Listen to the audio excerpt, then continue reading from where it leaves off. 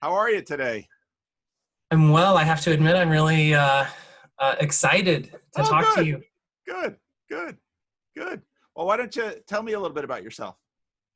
Um, what do you think would be important to know? I talk a lot, so I Okay. don't want to take Well, away from the conversation by um, ram. tell me about growing up. Did your parents bring you to church? Not bring you to church? Um, yeah. Um, my um, I remember going to church to a lot of different churches. Oh, My dad was born and raised in San Antonio, Shreveport, Bossier City, Louisiana. okay. So I shouldn't say San Antonio. He's an Air Force Academy Oh, graduate. So that's my connection to the San Antonio thing. I was okay. born in San Antonio. Okay. Um, so um, So you moved around a lot. I don't know. There were times where it was kind of a joke not a joke, but something that my parents sort of bragged and complained about at the same time, that we had moved 13 times in 1 year once. But Yeah. that was very specific. Yeah. It was kind of part of a job thing. Yeah. Anyway, regardless, um, my dad coming out of the Air Force was, you could probably say, resentful or disgruntled, Mm, because he really poured himself into it. hmm. And for a variety of reasons, including just the timing of his service, because Vietnam was no longer, they didn't need pilots anymore. So even though he excelled in every way, didn't get the opportunity to really do what he wanted to do, which was be a fighter pilot, right? Yeah. And yeah, so after that, and I think he describes himself as an outlier in the military because of his, I don't know if you would call it free thinking or whatever, but he voiced his thoughts, and that can get you in trouble in the military. Sure. And so uh, and at the same time, it's kind of the only way to experience any reward in life at all. And so here I am on tangents already, but That's okay. I like tangents. yeah, at some point in Colorado Springs, there's Air Force there as well. He met my mom, and their story is just ridiculous, as are so many stories like in generations past, where people meet each other and marry with almost no knowledge of each other. And so something like that happened. Yeah. And so they end up, after he's out of the military, getting a school bus and some goats and driving from San Antonio to Montana, where her family was. And she had, in like their marriage, been given some property. And so here we are on this 100 acres on the top of a mountain, just wonderful way for three young boys. I was 2 at the time, so from about 2 until 4 or 5.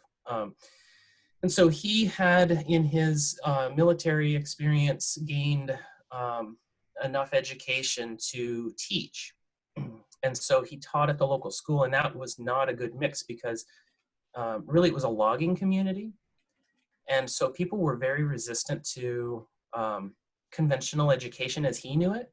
And they were upset that he was, and of course it was weird. Like, I remember seeing the paddles that they used at school, these big, like 3/4 inch thick paddles with holes in them and stuff. And like, it was just a completely foreign world to what anybody would think of today, especially Yeah. when like the community of Eureka, Montana, where he was teaching, maybe had a population of 300 or something like that.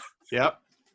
And so anyway, he didn't like make close relationships. Um, I shouldn't say that. Maybe he did, but he wasn't particularly popular. And so, um, but he ended up connecting with some church.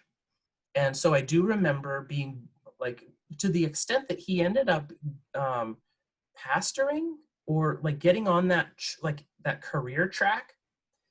And I have no idea what denominations he affiliated with or anything like that, except that he ended up at some point being sort of um, uh, pursuing a career with the Seventh-day Adventist Church. Okay. And so that was what led into that period of a lot of moving around, because it was kind of his training time, and whoever it was that he was sort of shadowing owned property, and so that's where we lived. We're in his apartments. We would go in and we would clean them and paint them and then go to the next one. And anyway, I don't know. Wow. And then my mom, much later in my life, informed me that they had a prophet, a female prophet of some sort, who was debunked. And so that just wrecked his faith. And so I don't know if it was simultaneous with his own pursuit of like some kind of seminary studies at the University of Montana, but all at once he left the faith, got involved in all kinds of like, you know, the university is a wonderful place to get somebody wrapped up in the meaning crisis, you know? Yep. And so without divulging too much about the things that I'm not pleased about where my dad went, he traveled long distance between these two towns. So to go to school and for us to live where we lived he was only home not even maybe 3 days a week or something like that. And of course, with the exposure to that campus culture, it was so much more exciting than the hick culture of our town. And so it didn't take long for him to just be drawn away from the family. And and so by the time we eventually moved to Missoula to be part of that new, whatever it was. My dad's really weird and very much like me in the sense that it's hard to for me to stay focused in any one area. I love new ideas. Novelty is one of my deep, fulfilling, I don't know what you call that. And so he never really, I couldn't tell you what he does or ever really has done as a career, except for his experience with the Airforce. He's had jobs, like I think he sold cars in Shreveport for a long time, and was exceptional at it. But in any case, so you asked about my spiritual experience. Yeah. My mom maintained her faith through all of that. And we had been exposed because we would travel back to his families in Louisiana. So I got to experience just that you know, the kinds of knowing that Vervaeke talks about all the time. Yeah. The experience of worshiping with a Black church Yep. is so much different than a hick Montana church. It's, you know, because in Montana, they were very much proper and reverent. Nobody said, amen, from the crowd or anything like that. And it was a party down south. Like it from go. People were moving and yelling, and it wasn't Pentecostal, whatever you pronounce that word, where they're speaking in tongues. Right. I've been to those in Montana. But in any case, my mom's faith maintained because what she basically did something similar to what I ended up doing in my sort of young adult years, which was saying, in order for God to be a God that would be able to serve my deepest needs, he has to be loving and he has to be able to do miracles. And so, so whether that's us doing the, you know, creating our own God or not, she did that, and she definitely conveyed to us as young children who were deeply needing hope because dad was gone, mom was an emotional wreck. Life in Montana for a single mother was not, there wasn't a place for her. Women didn't have a place in the professional world. And it's strange to think that that did happen. Like that formed itself within the between when I was about 10 and 20. Women were now common in the workplace in my community. How? That seems so rapid. Yeah. In any case, so my mom would hold us all when there was a catastrophe, like our power was going to be shut off, or our water was going to be shut off, or something like that. She would say, "Don't worry, we'll get through this. God loves us." And we needed that, and I knew that there was something deeply true about it, because it always was true. Yeah. And so there you go. Oh, that's so. Did you go to college, or you go to work, or what? How did you leave the house? Well, because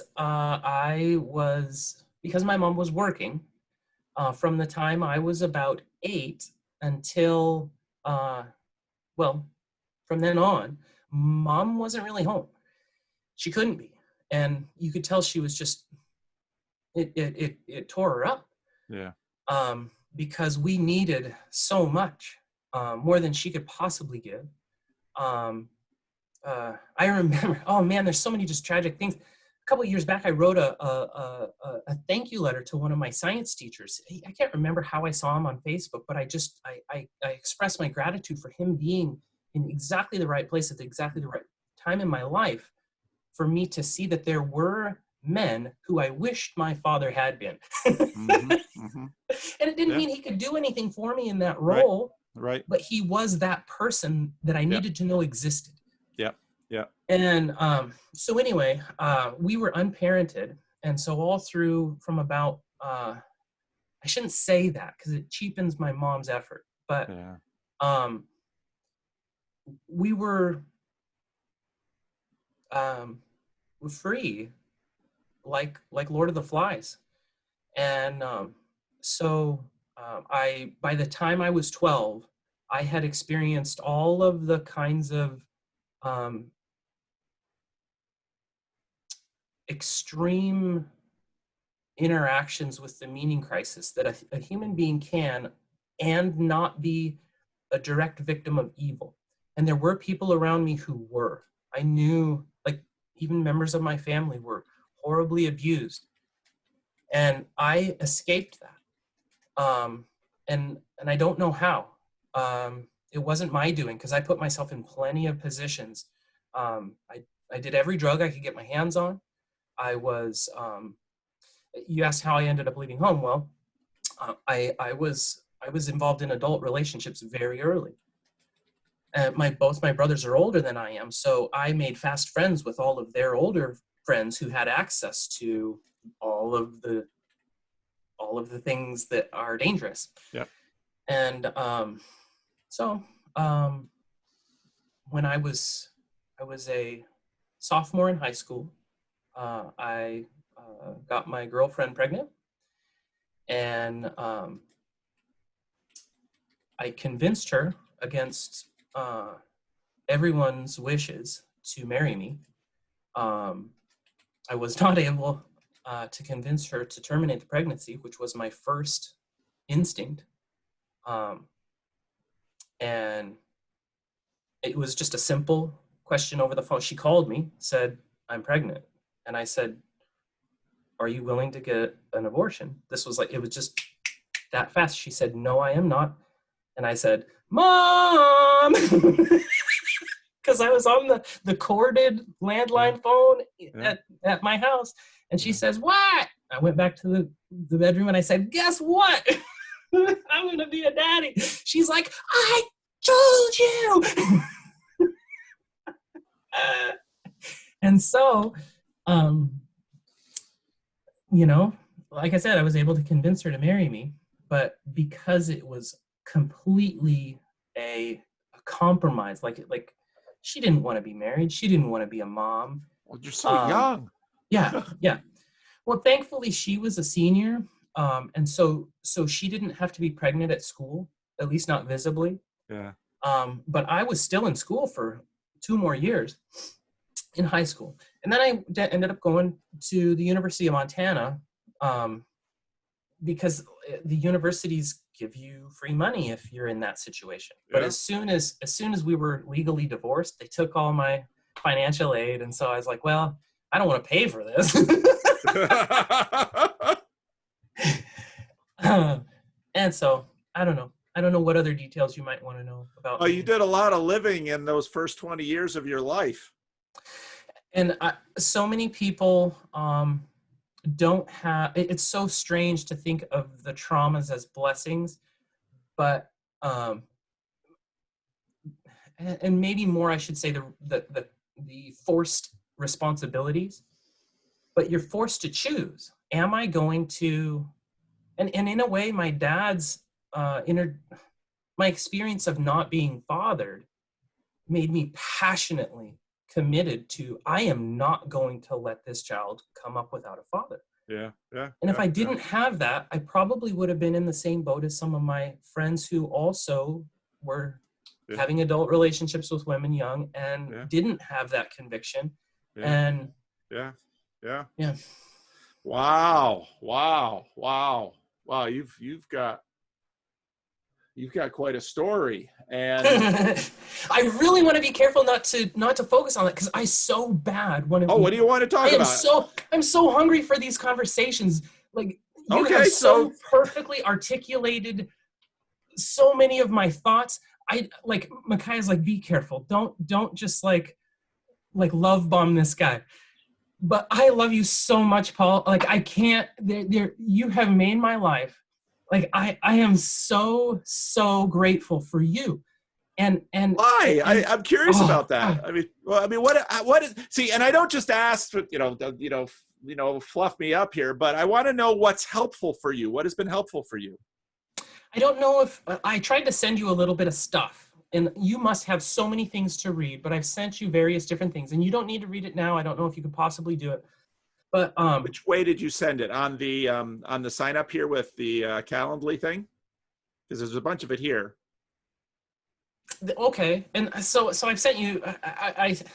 It's hard to remember who sends me email, so let me check my email. I've hit you from every angle. I even wrote you a letter on the Letters Wiki. Let's see. It doesn't matter, because really the writing was for me to try to clarify my own, like, why do I love you so much? And what's funny is all of the questions that I thought to ask you. And this is the thing, I don't want to ask you questions as though you have some prophetic answer, even though in many ways I feel like you have been that prophet. The particular, like, you and Vervaeke are my sources of language and thought structure to solve so many of my internal conflicts and meet so many of my deep unmet needs. And over the last maybe week that I've been trying to formulate, well, what kind of a coherent question could I possibly ask Paul that isn't asking him to solve a problem that clearly, if it was solvable, somebody would have done thousands of years ago, right? Sure.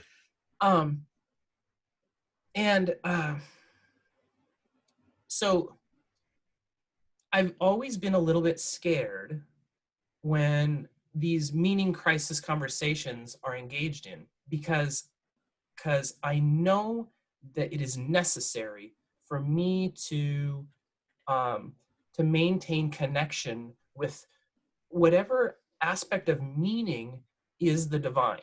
Like, there's something, like, whenever it's just purely academic, it's and I'm not really good at quoting chapter and verse, but it's missing the divine, and it makes it powerless. And when you say divine, what do you mean? Oh goodness, I feel so unqualified to go into defining any term. Okay. So what I mean is, when somebody starts talking about fluffy things like love, it kind of muddies the academic conversation. And you've found ways to say, well, what if we parse out God 1 and God 2? What if we look at and we, all of us, including Vervaeke, I think, owe a great deal of gratitude to Jordan Peterson as well, right? Because without the catalyst, Yeah. where would we be, right? Yeah. But that symbolic meta, whatever that is, where it's like Brett that talks about the directional, or the truth that doesn't really even need to be propositionally true to be valuable. I don't know how he words it. But it's hard to talk Vervaeke language without a lot of practice. But you have what is you call it? You call it colonizing, right? Yeah. So you, I think that you have a gift. Well, you have multiple layers of gifts. The reason why you are so critical for me is you maintain a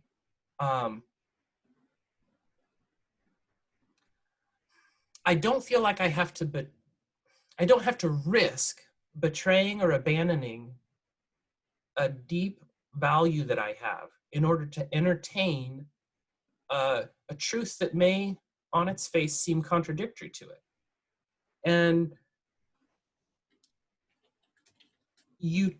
every interview I've seen you done, I think that there's, I'm going to just go off on a complete tangent here. Compound interest applies in our thinking, in our, like, all of the ways of knowing, in my opinion. And I think that because you are a third generation pastor, minister, whatever, you have so deeply been affected by that mindset that you're able to work in the world and with people in a way that is not even accessible to people like me, or even academics who may have had good parents, because it's not just having a dad. It's having a dad who's committed to a certain kind of relationship with other humans. And through osmosis or whatever it is, maybe you wouldn't even credit your dad and grandpa with this, but you are at a level that I am in awe of. You're somehow able to sort of detach yourself from being triggered by, I don't know, people trying to bait you into arguments or whatever, and you're able to just be with them and express regard for them and value them, not feel like you have to win them over in any way. There's no proposition that you're fighting for them to adopt. And yet there's I get the sense that your intention is still there to win their heart. Yeah. No, that's very good. That's a little scary hearing you lay it out, because I'm thinking, yeah, he's right. And we can't see ourselves very well because we're all full of ourselves. But that was really helpful. That was really cool. Thank you. That was really helpful. Huh.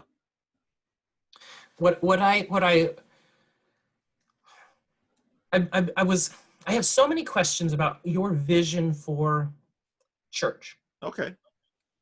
And I hesitate to ask you, because, like, I want to know what your thoughts are, but I also know that there isn't an answer, right? This is how church ought to be, right? Of all people, you know that's. Yeah.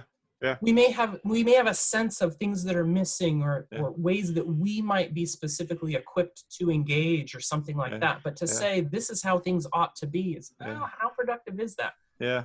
And yet, well, so I want to have that conversation, but something that you have revealed over the last several interviews you did was so these people, even today, I got to ask you this too. The post that you did today, how long ago did you compose that? Because it seems very relevant to what's in the news today. I did it yesterday afternoon. So that's okay. And not all So of yeah. your posts are that quick, right? No. But Many of something them that are, but Friday I post on Monday, so there's a few days, but sometimes there are. And I moved that one up because because it was very much of the day. so this is what I hear you saying in your, so I love the knowing. I wish that we could bring the conversation about the kinds of knowing into the design of church. Like, this is what church is for, is to help us train in knowing God and one another through these like realms. And so many people could say, well, they don't actually exist as separate. Like, totally, I get that. But if you don't recognize their sort of unique elements, then there's a good chance that you're just not going to give them the attention that they deserve. But this is what I heard you saying. I heard you saying that, well, maybe I should say it this way. I want you to hear me say, I know you love me. How could I possibly know that? How could I possibly know Paul Vanderklay, a person I've never seen or spoke to in real life? I mean, this is the closest we've ever come. I know that you love me, that you would sacrifice for me, personally. Like, in a way you kind of have just by allowing a rando like me to take your time, right? I Small also sacrifice. know that as insane as it sounds, not only do I know you love me, but I know you trust me. How could I possibly know that?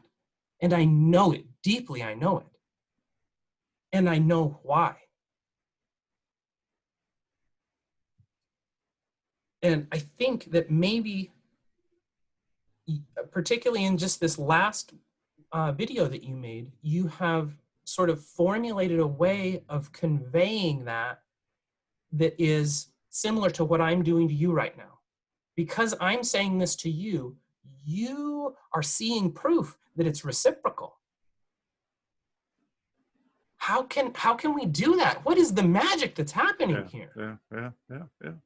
And I don't know how to transfer it. I don't know that it is transferable, because I wouldn't be who I am and you wouldn't be who you are without a whole lot of experience and exposure to different kinds of thinking. And you've been different people at different times to a degree, right?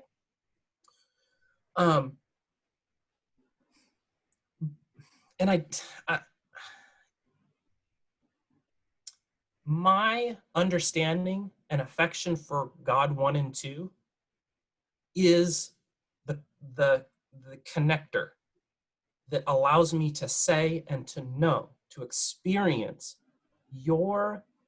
everything that I'm perceiving about you, like, in every way that happens. I don't even know how tangible Paul is to me, but all the signal you're sending and I'm receiving is resonating with, he loves God and he loves his neighbor, and that's enough. That's it. That's all I need. Full credit. And how my desire, like, of anything that I could possibly invest my energy, my life essence into, it would be building a community of trust. And I'm so heartbroken that even this church that I go to, that is full of people who are deeply committed and just maybe not wrecking themselves, but just pouring themselves, banging their heads against the wall of the traditions and the sort of the futile efforts that we've managed to carry on for who knows how long. Like, you walk into any church and they're doing things way different than each other. Yeah. And yet some of the stuff seems very deeply connected to Jesus. Like, we don't know. You hear these people talking about, well, just, the Bible says things very clearly. Who are you talking to? Who are you talking to? No. Like, if you could say there's a clear sort of essence to it, after you've read it 100 times, you can say, no, I think I get what it's gesturing toward. Okay, I'll go with that. That's clear. But you go to chapter and verse and say, what this means is, you should do such and such. Oh, we all have to figure out how we're going to conduct ourselves. And I am really curious about what your sort of practicals are in how do you build trusting community within. And I know this is an effort at that, what you're doing with me and what you're doing on the, and it's working. And it's, and like I was saying, it's working so profoundly that I was like initially thinking this isn't enough. And you and I both know it's not enough, right? Yeah. What you're doing with the guy who sleeps outside your door, what you're doing in your day-to-day with your family, that's necessary, right? Yeah.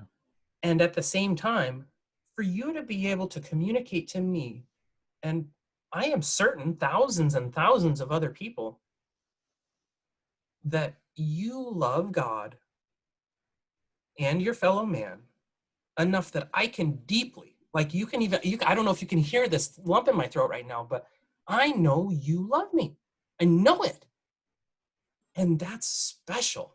And it's creating an influence in the world that is priceless. It's bringing people to a conversation. It's saying, hey, all you people in the street who are clearly hurting, let's do this. Let's do it. Let's call it what it is. Yeah. No, that's very good. That's very powerful. It's very real. It's very true. The problem I see is that we're so childish. Like I am so underdeveloped. I'm embarrassed that I don't have anything except my heart to contribute to this conversation. And that's something, right? It's something. Oh, that's so much. Amen. And I appreciate that. That's so much.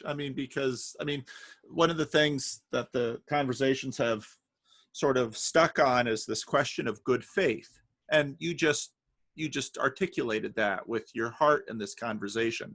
You're saying you're coming to this conversation in good faith. And in my experience, I would rather have a conversation with someone in good faith who, whatever scale of other things, that is so valuable compared to the smartest, best read, highest status, yada, yada, yada.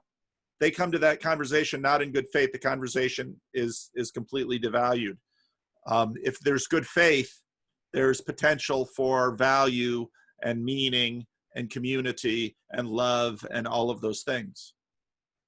So that's a vitally essential part of the conversation. And at this moment in time, when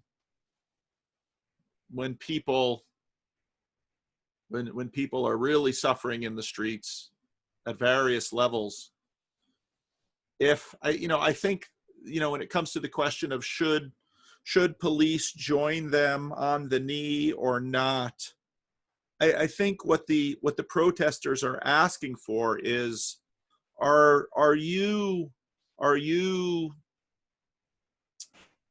avatars and representatives of authority and power coming to us in good faith? And when I see National Guardsmen or police officers putting an arm around, seeing them as an individual, going down on knees together, they're saying, yes, I'm seeing you in good faith. You and we may differ on what's good in terms of the actions that should be taken or policies or all of this, but I do want the best for you. And so that's the negotiation. The difficulty is that because we're two different people, there's still that difference between us that I think, okay, loving, and this is what we have all the time, loving you looks like me saying this to you. And the other side, loving me, someone who loves me wouldn't say that to me. These are the things that we come into contact with all the time. And so that good faith piece is absolutely vital and completely essential, because without it, there's nothing. So that kind of takes us into the sort of the realm of the pragmatic, right? So there's the sense that I have that in a lot of the efforts that I've made to invest in building trust. That there's a blind leading the blind sort of thing, and there are personalities that are attracted to leadership, and it's necessary. I was speaking with my pastor just yesterday about how sad I am that part of taking that role is accepting that you will be lumped in with everyone that's ever abused that position. And it almost forces you to take a defensive or a sort of a posture of maybe not apathy, but callous. If you've seen, I imagine if you had a conversation with Dr. Jim, I don't know if he's a practicing, like, He's a cardiologist. So you talk with somebody about what that experience is like day to day, and there's so little gratitude and opportunity to I could reference all kinds of studies and TED Talks and stuff about how people get into that initially, almost any aspect of the medical field, in order to serve their fellow man. And that connection is intentionally broken down and also not intentionally broken down, but still broken down over time because people don't really take responsibility for their own health. They don't want to. Who wants to take responsibility for anything hard? Nobody. And so for people who are willing to take a position of leadership, it's this slow wearing down of their passion, and without 3 generations of training and seeing how does somebody recover from a real deep wound, how do you go to God for that refreshment and that spirit to, like, that, the why, the motive, how can you keep doing it for the right reason and not be diminished and worn down by not being appreciated, not having your valuable efforts take effect. Like, I was in charge of certain aspects of the children's ministry in our church several years back, and I was just crying on the shoulder of the previous person who had that position about how difficult it was to get people to invest themselves in teaching and respecting all the people that needed to work together to get that job done. And the man was so wise and just, oh God, I love this guy. He put his arm around me and he said, "You know what? You're the perfect man for this to fall apart on." And I was like, "Why?" And he says, "Well, because everybody knows what you're trying to do and why. You're not telling people what to do. You're not expressing anger. You're just heartbroken that it's falling apart. And if it's going to fall apart, that's how it should fall apart." And the consequences of its falling apart will be felt by all, and it'll find its way back together because we all want a functional children's ministry, you know? Yeah, that's exactly right. That's exactly right. I was like, "You're not helping, Dave." Yeah, well, that's exactly right. But it did help. It Yeah. let me say, okay, things fail. Yes. And not because of my heart or my lack of effort. Yes. As a matter of fact, like, because you've colonized me, I can say it actually brings glory to the failure. Yeah. So yeah, it does. It does. That's very true. That's very true and very wise. Wow. Well, so let me quickly ask though, how do we get from knowing that it's, okay, you are less blind than others in the areas where you have this experience and this, just like this accumulated, a compound interest of just knowledge and wisdom and I don't know what you call what that is. There are many of us. Like, I am a bit of an outlier in my community having the kind of past that I have. Like, I shouldn't have access to the people that I have access to, right? Yeah. They love me and trust me. Yeah. And because they only met the me that loves God. Anyway, regardless, I still have so many issues that I am not qualified to lead in many ways. Now, I'm so grateful for, and I'm so much more qualified now than I possibly could have been, not necessarily to lead, but at least to be useful in certain kinds of conversations, right? But I think that we are starving in churches worldwide for people who have enough faith in God, particularly, well, whatever, I'm not going to define that, to not force people into propositional agreement with one another. How can we get people to trust each other first? And I don't see anybody really even making that effort in a sort of like, this is what we do first. This is our first priority, is to teach people how to be trusting and trustworthy. We need an economy of trust. And if you come in here, this is one of the terms that in one of my things I wrote to you, is that I think that churches are structurally counterfeiting the currency of trust, because they're implying, they're obligating people to give credit to people who are not credit worthy.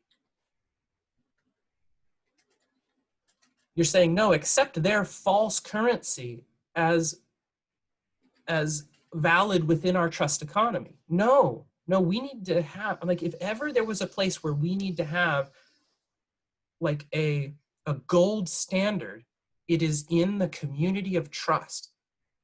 And you can conduct, you've proven that you can conduct yourself in a conversation with someone who is not communicating in good faith and maintain your trust value. And several of the people that you talk to do that. Like, I am so grateful to when somebody says, well, what do you think about such and such? I don't have to have an opinion. I can say, you know what? There is somebody who has so much more information and expertise in this area that is engaging in good faith. And you've connected me, like, my YouTube channel list is ridiculous. and that is such a gift to be able to say, I know somebody who can talk to you about the real, I loved, is it Eric Weinstein's talk about superposition? Who can somehow handle, he can tell you that both of these things are true and not true. And they're sort of antagonistic towards each other. And it's necessary to be able to acknowledge the existence of both and some strange hybrid third. Like, so many people that listen to you, I'm sure, accuse you all the time of betraying their doctrinal beliefs. Yeah. And that's okay. Well, but there's no other way to say, I love both of you. Yeah. Tomorrow I'm going to post a conversation I had yesterday with Preston Sprinkle. And there's a lot of what you're talking about in that conversation. It's over 2 hours. But I haven't read enough of his work. Yeah, well, he's, but we get into, the topic is of course the same-sex marriage debate in the church, but how you laid it out today, which I think was very profound and correct and articulate and insightful, is a lot of what's at the heart of it. Because churches have, and many organizations too, try to figure out how to scale up the trust. And that's really difficult because, one of the things that didn't really make the video today too much, but I was thinking a lot about yesterday, was how in Sacramento, there was a police shooting of an unarmed black man over a year ago or so, hit the national news. There was some protesting in Sacramento after that. And the guy's brother um, came into a degree of status and profile for going to the city council and giving a speech. And that same brother, a couple of nights ago, when it looked like a crowd was going to go in a bad direction, kind of stood up and was able, he had the trust of the crowd because his brother died. And so the crowd was able to listen to him, and he was able to take it in a different direction. It's also true that a few days before this whole thing erupted, I caught in the press that same brother was in court on charges of domestic violence, beating up his wife or his girlfriend or someone. And I thought of the fact that, you know, this is where we're all stuck. This is a very big deal in church things, because we try to, you know, we ordain people because we trust them. And it's really interesting if you read in the Pauline lists of what church leaders should have. It's very interesting that most of the items on their list don't necessarily involve a lot of theological education. Right. They're what I call shopkeeper values. They're values of trust. And, you know, will this person not take a vulnerable situation and bring harm to it? Will they show up whether they feel like it or not? You know, it's all the kinds of things that if you're working just about any job and you look around at your coworkers, you immediately know who you can rely upon and who you can't. And even the ones you can't sometimes have roles to play in the mix, because they can be relied upon for certain things. And so they've got their value there. But it's so, no, and I think you've laid out a lot of these things very well in terms of, you know, I was thinking, and I just kind of touched on it at the end of today's video, talking about Brett Weinstein, in that when I listen to Brett and Eric, I often think, by the nature of our political structures, which are necessary and in many ways work fairly well on the scope of human history, that is not the platform that is going to help these guys find what they're looking for. And I often think that church has, in its potentiality, the kind of freedom and breadth to accomplish what a lot of what our hearts are needing. And I think your story about the children's ministry falling apart is a good one for that. And the wisdom of your friend there, who said, yeah, it's going to fall apart and you're the right guy to lead it. because you're trustworthy, because you have a sense of what the children's ministry is for. And the truth is that in the age of decay, this cycle of rise, peak, corruption, decay, you know, this cycle is part of the patterns of this world. And wisdom says that we intersect these things in different stages of the cycle, and there needs to be stewardship. And by stewardship, I mean that loving, trusting ownership of a special but vulnerable thing, even if it's a mess right now. Because that's what our lives are.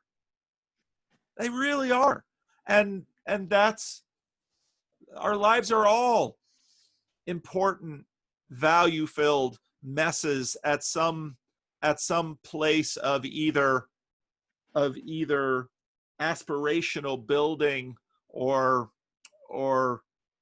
decadent falling apart.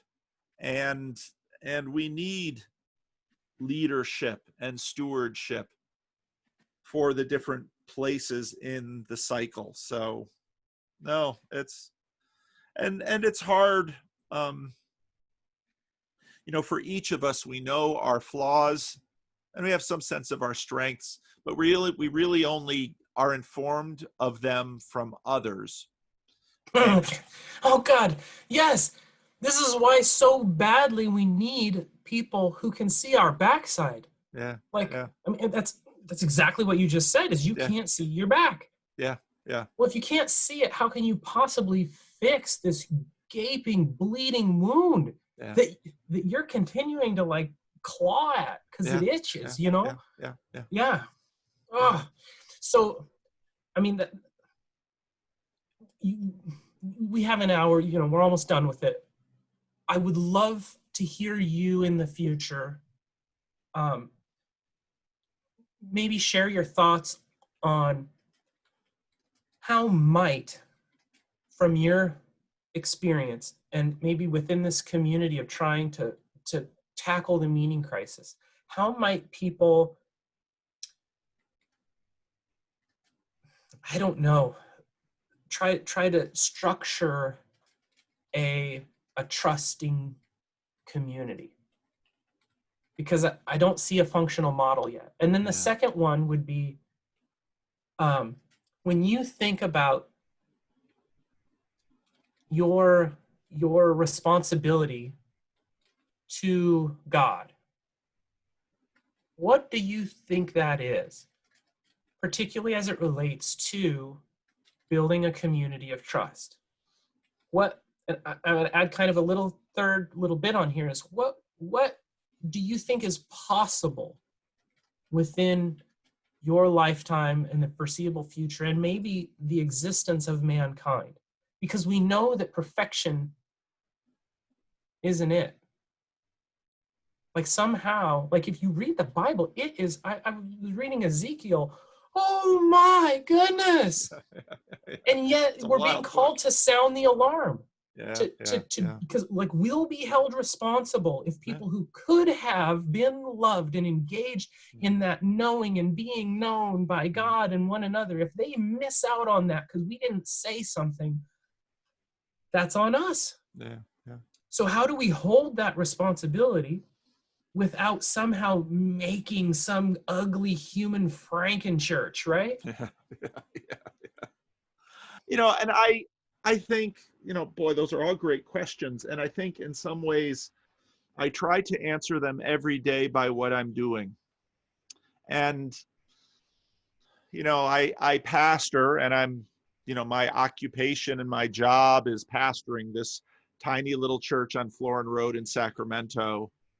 And I've been here for 22 years. And, when I first got here, I had all the, energy and ambition of a much younger man, and, and took a bunch of things off the shelf because lots of vendors have things on shelves that they're very interested in colonizing churches with. And so we did a bunch of those things, and some of them were helpful. And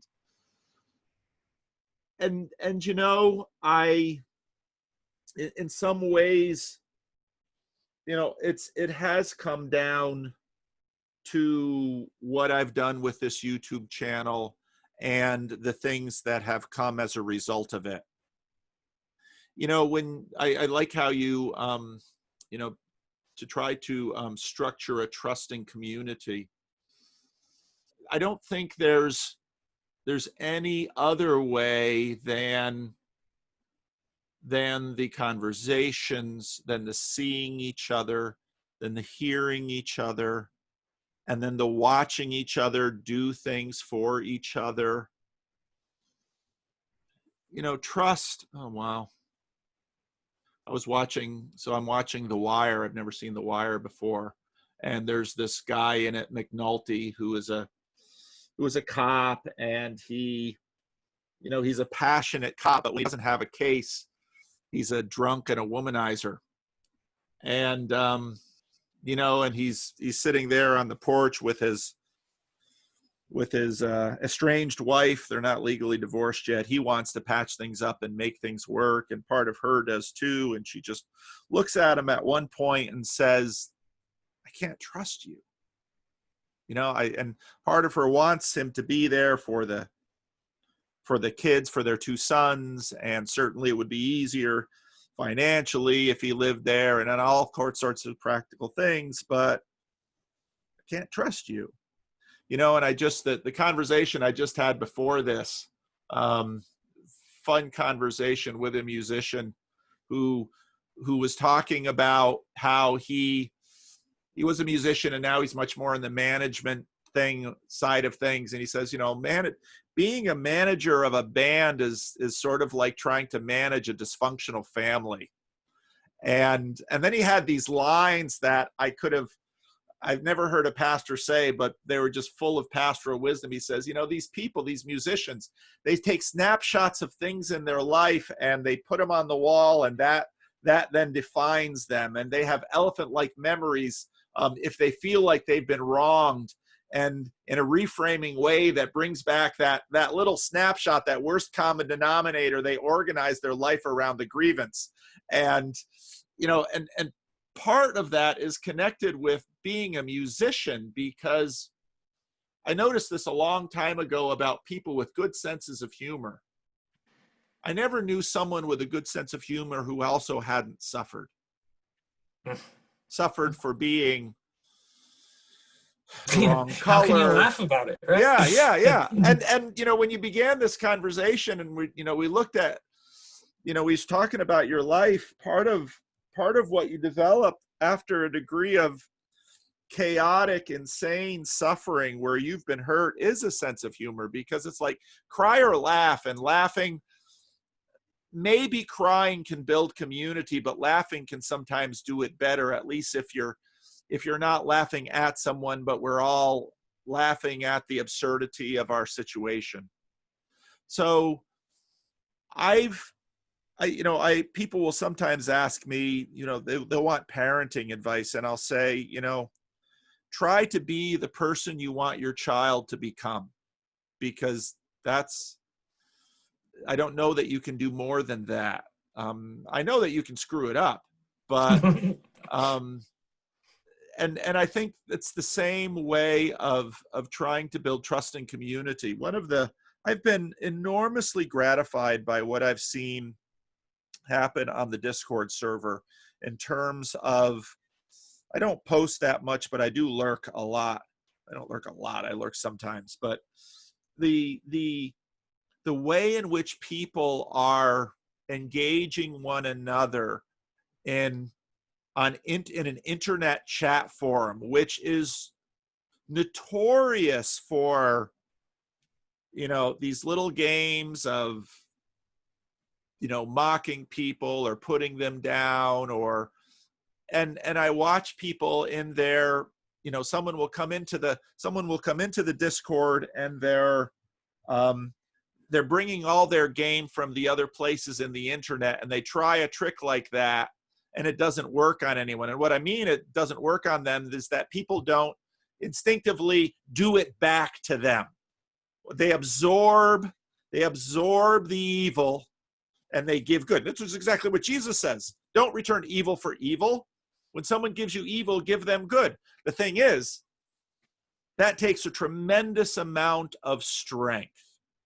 And this is the strength that we get from Jesus. And this is the strength that the Holy Spirit gives us. And so I think, part of what is really good about Vervaeke's stuff is that he's always pointing at these in-between things. And, it's like I was talked about school spirit in some of my recent videos. And we can learn something about the Holy Spirit in that way. But school spirit is something that none of us control. All of us participate in. We can either be building it or tearing it down. I remember before I became a missionary, I went to this one place that they often send foreign missionaries to called Missionary Internship.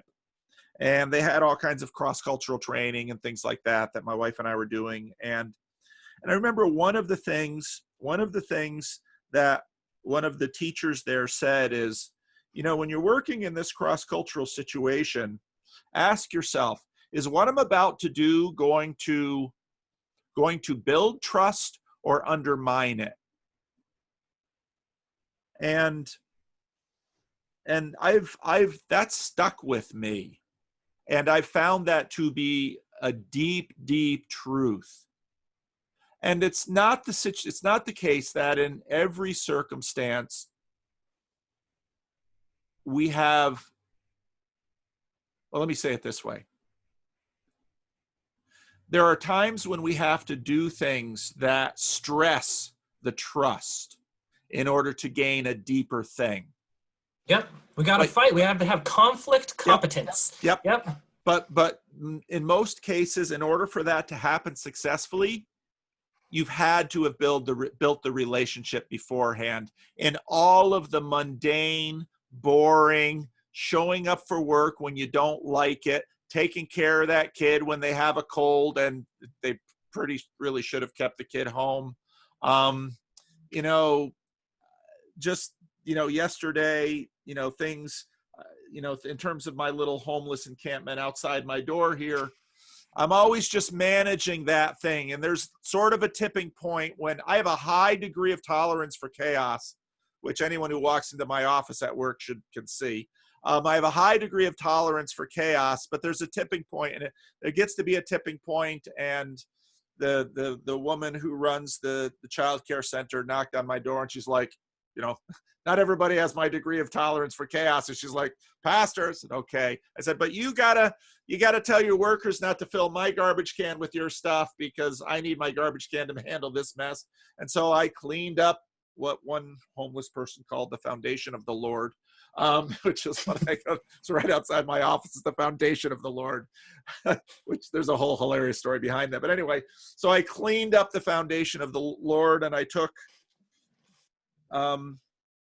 most of the worldly possessions of a couple of individuals, and I piled them in the garbage can along with some of their feces and drug paraphernalia and cigarette butts and empties and all of that. And I knew exactly what would happen, because sometime in the middle of the night they stumbled back here, and this is where they would sleep. And they know I only put when I do this, which isn't very often, I put it in the garbage can. And if they really want it, it kind of forces them to, the stuff they really want comes out of the garbage can again. That's their salience hierarchy. It's the bedding and a few of their possessions, and it goes back onto the foundation of the Lord. And I came into work this morning, and I knew exactly, I didn't know if Billy would be in it or not. He wasn't. And then it's like, am I going to clean this up today, or am I going to leave it for today? And so, and I don't have, unlike some of the other homeless people around, I don't have a lot of experience with Billy. I've got a lot of other trust built up with other people, because we've had lots of low-level interactions for years. And all those interactions are built of such mundane things. Do I make eye contact? Do we speak to each other in a respectful tone? Do I understand boundaries, and do I respect theirs? And with some people like Daniel, Daniel it's so funny, because depending on where he's at in terms of his mood cycles and what degree of inebriation or sobriety, he'll come at me with all kinds of things, and he'll cuss me out, and, all kinds of things, threaten my life. And the next day he'll come back and, well, why does he come back the next day, and why doesn't he expect a baseball bat in his teeth, which is some days what he deserves? Well, because we built that trust, and because he knows if he comes back, he can look at me and he can say, Pastor, I called you some things yesterday, and I'm sorry. Wow. Okay. All right. And so, or maybe we'll talk for a little while, and it'll get to the point then, after talking for a little while, that he's able to, because if you're living on the street, that kind of show of vulnerability, there's not a lot of space for it on the street. So, and so communities of trust are built over time and with decency. And again, good faith. And I'm not sure we exactly know all of the ingredients of what we mean by that, but it's sacramental enough that we have a sense when we use that word. And so, no, so that's, and a lot of people, people can come out with best practices lists, and that's cool. And those are really helpful things. And I've seen that there are other people that they violate most of the items on that list, but still kind of do it. I liked what you said about how in a workplace, you trust different people to be who they are. Yeah, yeah. Like you don't trust them to do things that might stereotypically qualify as trustworthy. Right. You trust them to be sort of consistent in their nature. Right. And and to have a place in the ecosystem with that consistency, sometimes despite everything else.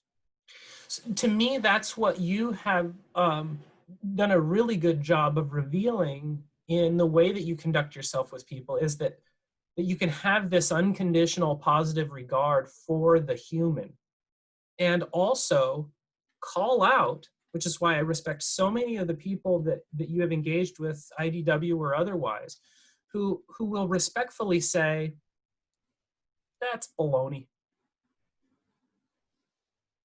Like, come on, let's engage with this without the straw man.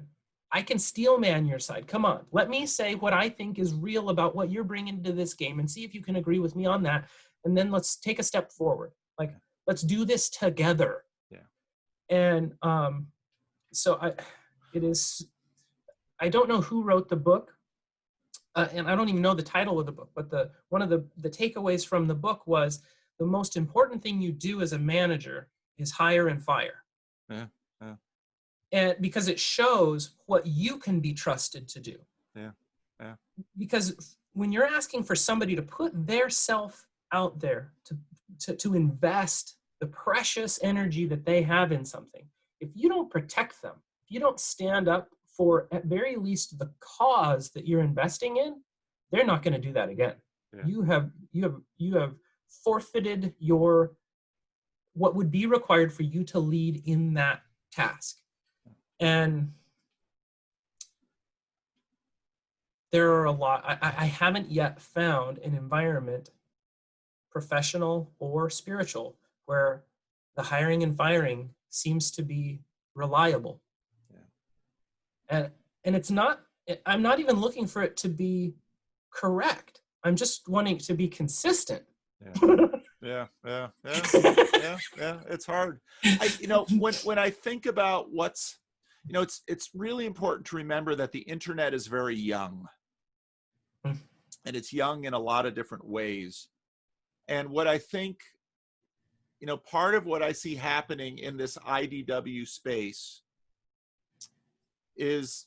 are some things that I've known and seen in church spaces long before the internet, but it's just coming to, that wisdom is just now sort of seeping in here, because what happened first was a lot of the low-hanging fruit, a lot of the, there's an anonymity, and so people are getting away with stuff, but I think part of the quality of and I think Jordan Peterson had a big part to do with it. He certainly was the one to kind of break open the space, but to be able to have the quality of the good faith conversations across some of these no man's zones in our cultural battlegrounds, and to be able to go deeper, and then to, one of the things, to have it recorded and out there in the public. I mean, I didn't plan that's what's so dangerous about me trying to answer your questions, is that for the most part, whatever good I've accomplished, I've sort of stumbled into it. And I think that's often true.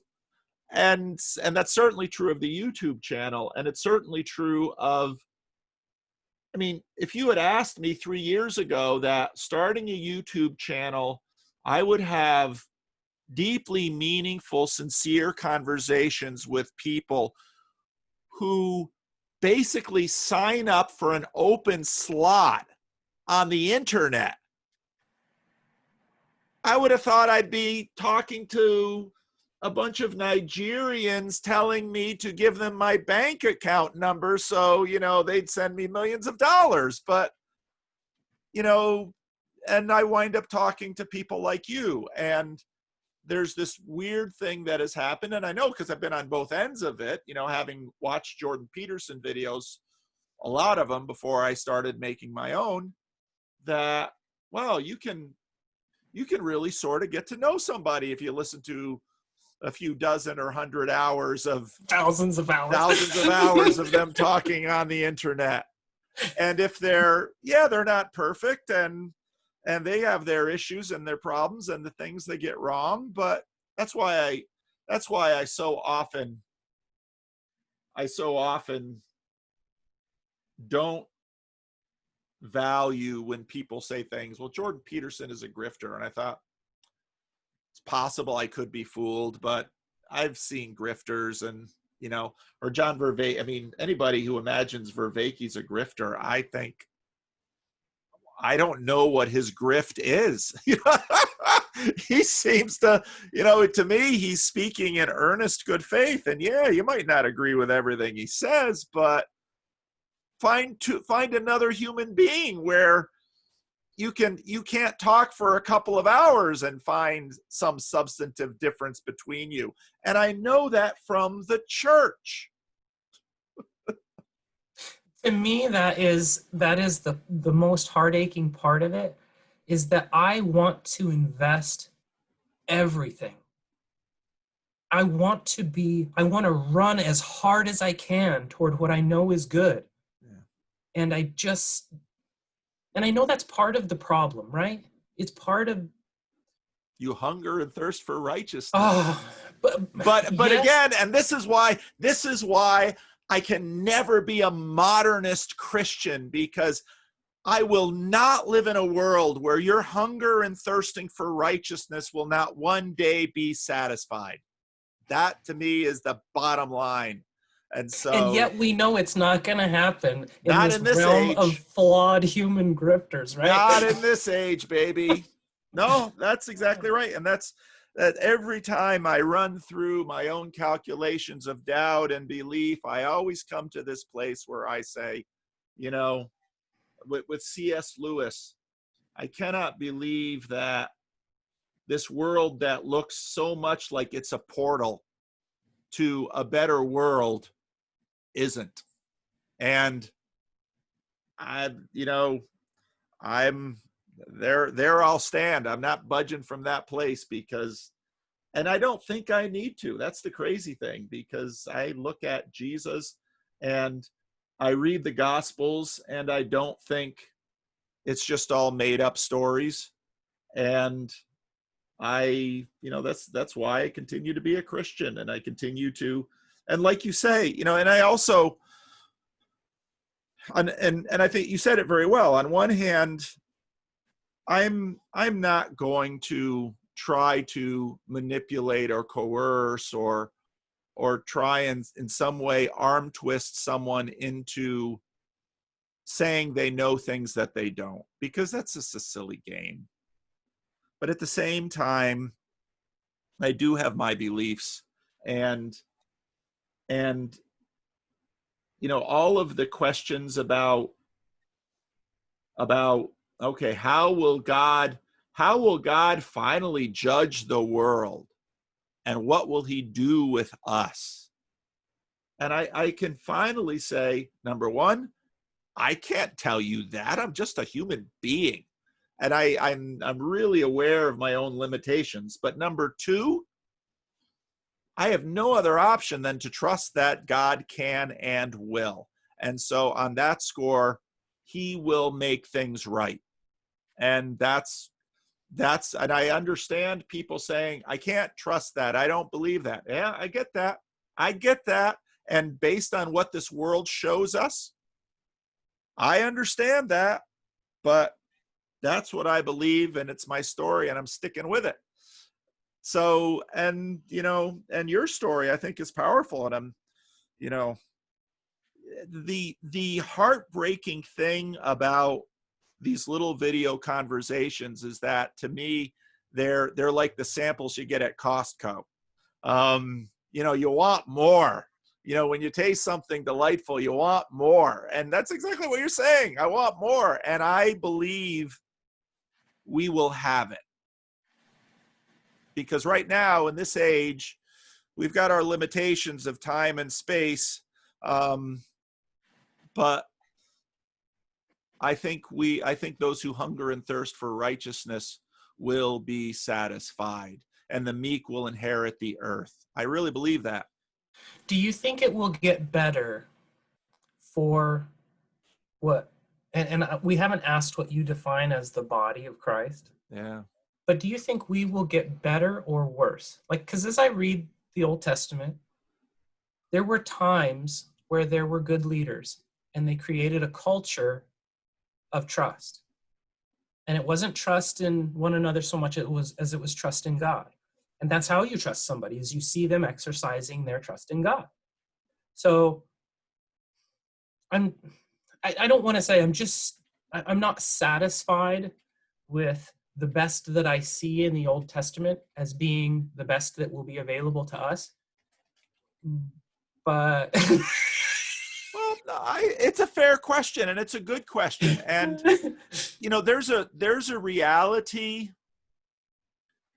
Christianity is a progressivist religion, because from Moses to Jesus, there's progress.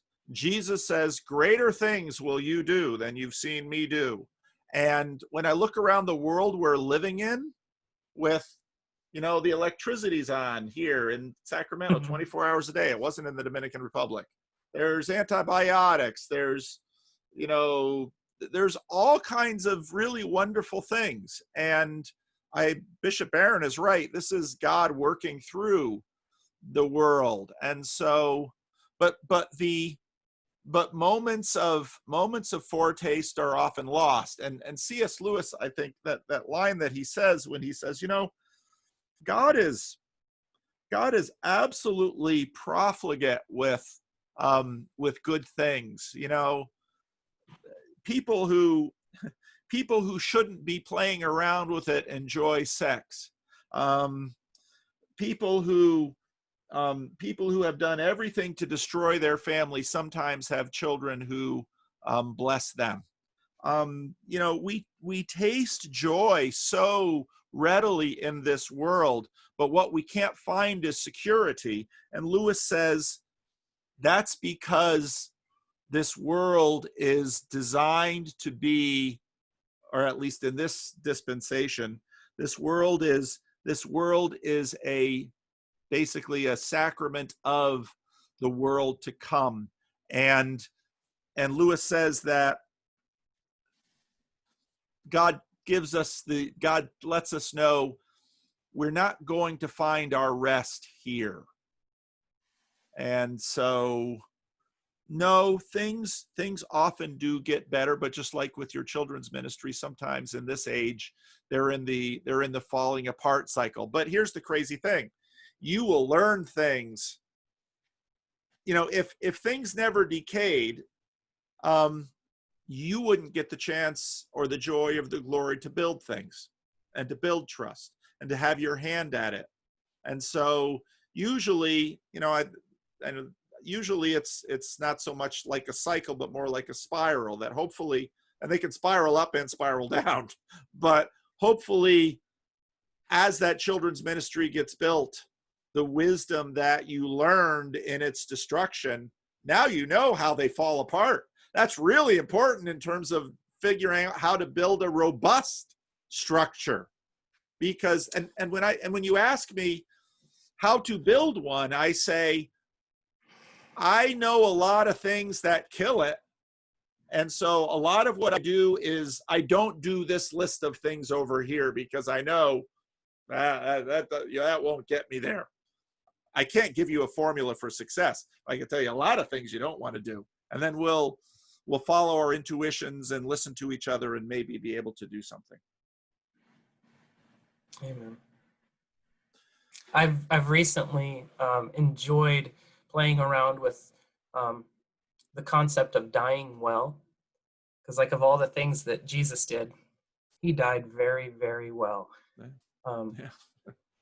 And it's kind of the climax of our proving our trustworthiness. And so I've kind of put things into that framework in the same way that you were asking, does this contribute to or diminish the community? Does this contribute to or diminish the idea of dying well? Am I, like you hear the cliche all the time, dying to yourself? All those things that you know don't work were hard to let go because you thought they would work. And it's that sunk cost, right? To let go of something that in all rights should work. Yeah. Well, maybe another time it will, Yeah. who knows? Yeah. And then the other thing that I've been thinking on is that so often the most loving thing that I could do was be still and quiet and not try to fix things, not say anything. And it fundamentally contradicts with, boy, my language. I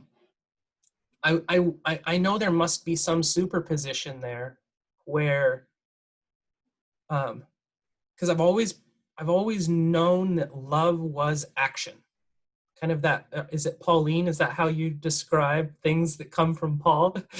So his clear description that you're known by your action. Your love is experienced by your action. So it doesn't really count, even the good things that you might do without the love in them. I mean, that's not Paul, but whatever, you see what I'm saying? And so to try to reconcile that surrendering and giving up of wanting to feel useful and functional and contribute.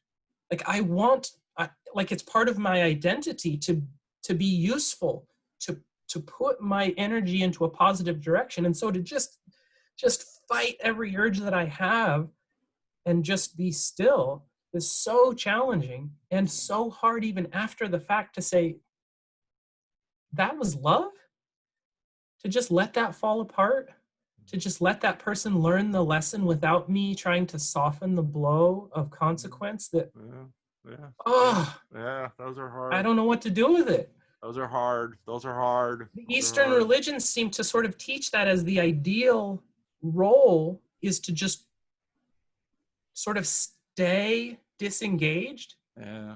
And I can't fully embrace that. Yeah. I know that that there is something good about really going all in. Yeah. And yet, whatever. Yeah. Well, I've worn you out, I can tell. I'm tired. I'm getting tired. I've been doing this all morning, so I need a break. Love you, Paul. Thank you so much for this opportunity. Thank you, Shane. This was a delight. It really was. What should I do with this conversation? I'll send it to you, but do you want anything else done with it? Because it's been lovely. It's up to you. In any way that you might think it's valuable to anyone, use it. Okay. Part of me is a little bit excited about people seeing it. Well, it was beautiful. I'm deeply touched, and I feel loved, and it's a lovely talk. So I'm really glad you signed up, and I hope we can talk again. Where do you live? I live in it's called Port Orchard, Washington. Washington State? Yep, it's north of Tacoma, across the Sound from Seattle. So if I come up there and do a meetup, we'll get to meet face to face. Oh, I was so excited. I was things happen, right? Yeah. But I was gonna meet you. Well, I'm hoping that trip happens at some point. So I look forward to it. I will do everything I can to make it wonderful for you. Okay. Thank you, Shane. God bless you. You too. Bye-bye.